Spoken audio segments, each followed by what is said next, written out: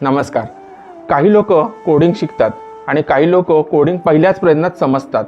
काही जण महिनोमहिने प्रॅक्टिस करूनही स्ट्रगलच करतात, तर काहींना अल्गोरिदम्स, लॉजिक आणि डेटा पॅटर्न्स हे अगदी नैसर्गिकपणे समजतं. तर हा फरक फक्त मेहनतीचा आहे की जन्मतःच एखाद्याकडे काहीतरी वेगळं स्किल असतं? नमस्कार, मी संदीप चोणकर आणि माझ्या श्री सिद्धकला ज्योतिष बाय संदीप या यूट्यूब चॅनलमध्ये तुमचं मनापासून स्वागत. आज आपण एका अत्यंत आधुनिक आणि उत्सुकता वाढवणारा विषय पाहणार आहोत. कुंडलीत AI इंजिनियर होण्याचे योग आणि कोणत्या ग्रहस्थितीमुळे एखाद्या व्यक्तीचा कल आर्टिफिशियल इंटेलिजन्सकडे नैसर्गिकपणे झुकतो. आजच्या युगामध्ये आर्टिफिशियल इंटेलिजन्स म्हणजेच AI हा फक्त एक विषय राहिलेला नसून तर आपल्या दैनंदिन जीवनाचा एक भाग बनलाय. Machine learning, data science, automation, AI development आणि AI एथिक्स या सर्व क्षेत्रांमध्ये प्रचंड संधी उपलब्ध आहेत. पण आपण पाहतो की काही लोक या क्षेत्रामध्ये खूप वेगानं पुढे जातात, तर काहींना तेच कॉन्सेप्ट्स समजायला थोडा जास्त वेळ लागतो. इथेच ज्योतिषशास्त्र एक वेगळा दृष्टिकोन देतं की व्यक्तीची ग्रहस्थिती त्याच्या विचार पद्धतीवर आणि आवडीनिवडीवर कसा प्रभाव टाकते. ज्योतिषशास्त्रानुसार बुध हा ग्रह बुद्धी, तर्कशक्ती, गणित आणि विश्लेषण यांचा कारक मानला जातो. त्यामुळे कोडिंग, लॉजिक बिल्डिंग किंवा अल्गोरिदम्स हे समजून घेण्यासाठी बुध मजबूत असणं अत्यंत उपयुक्त ठरतं. ज्या व्यक्तीच्या कुंडलीमध्ये बुध बलवान असतो त्या व्यक्तींची ॲनालिटिकल थिंकिंगची क्षमता चांगली विकसित झालेली असते. त्याचबरोबर राहू हा ग्रह अत्याधुनिक तंत्रज्ञान, इनोव्हेशन आणि चौकटीबाहेर विचार करण्याची क्षमता दर्शवतो. त्यामुळे AI, रोबोटिक्स, व्हर्च्युअल सिस्टम्स आणि फ्युचरिस्टिक फील्ड्सकडे आकर्षण निर्माण करण्याची राहूची भूमिका फार महत्त्वाची असते. जर कुंडलीतील 5वा भाव जो विद्या, बुद्धिमत्ता आणि लर्निंग पॅटर्न्स दर्शवतो हा बुध किंवा राहूच्या प्रभावाखाली असेल, तर तसंच त्या ग्रहांच्या परस्पर संबंध, दृष्टी आणि त्याचे बल योग्य असेल, तर अशा व्यक्तींचा कल आधुनिक आणि तांत्रिक क्षेत्राकडे नैसर्गिकपणे झुकण्याची शक्यता असते. करिअरच्या दृष्टीने 10वा भाव अत्यंत महत्त्वाचा असतो. हा भाव आपल्या प्रोफेशन, स्टेटस आणि कामाच्या दिशेचं प्रतिनिधित्व करतो. या भावाचा किंवा त्या भावाशी संबंधित ग्रह आणि त्याचा स्वामी जर बुध, राहू किंवा शनी यांच्याशी संबंधित असेल तर टेक्नॉलॉजी, AI, डेटा ॲनालिटिक्स आणि इंजिनिअरिंग क्षेत्रामध्ये करिअर करण्याची प्रवृत्ती दिसून येते.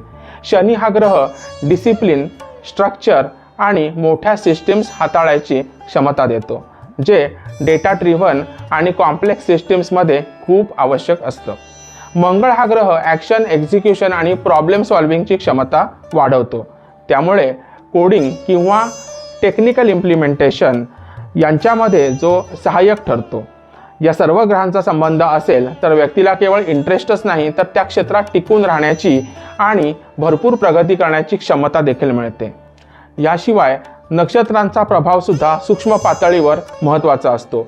मृगशीर्षा, आर्द्रा, धनिष्ठा आणि अनुराधा या नक्षत्रांमध्ये जिज्ञासा, शोध घेण्याची वृत्ती आणि ॲनालिटिकल माइंडसेट अधिक दिसून येतो. विशेषतः आर्द्रा नक्षत्र हे रिसर्च, टेक्नॉलॉजी आणि नवीन गोष्टी समजून घेण्याशी संबंधित मानलं जातं.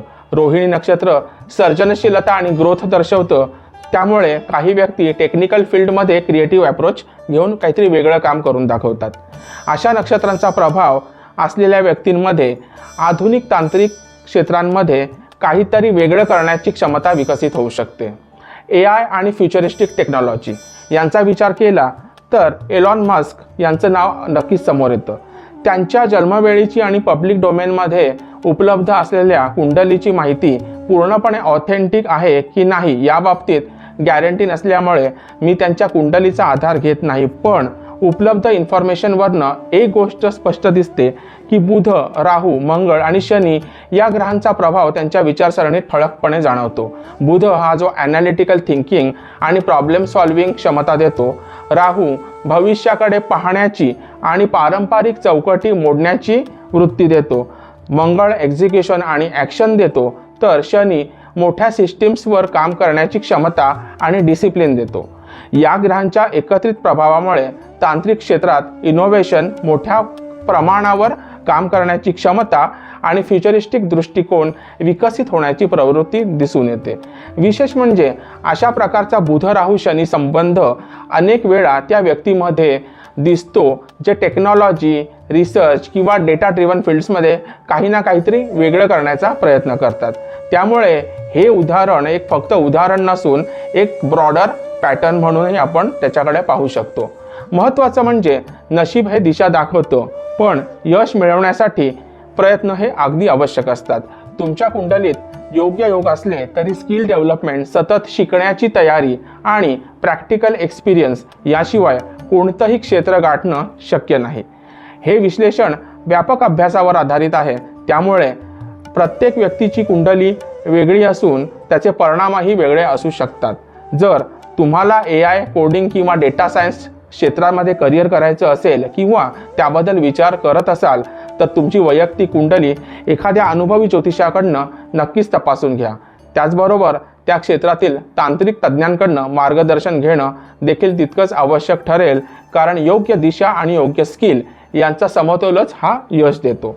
अशाच अभ्यासपूर्ण आणि विचारप्रवर्तक ज्योतिषीय माहितीसाठी चॅनलला सबस्क्राईब करा, व्हिडिओला लाईक करा आणि श्री सिद्धकला ज्योतिष बाय संदीप परिवाराचा भाग बना।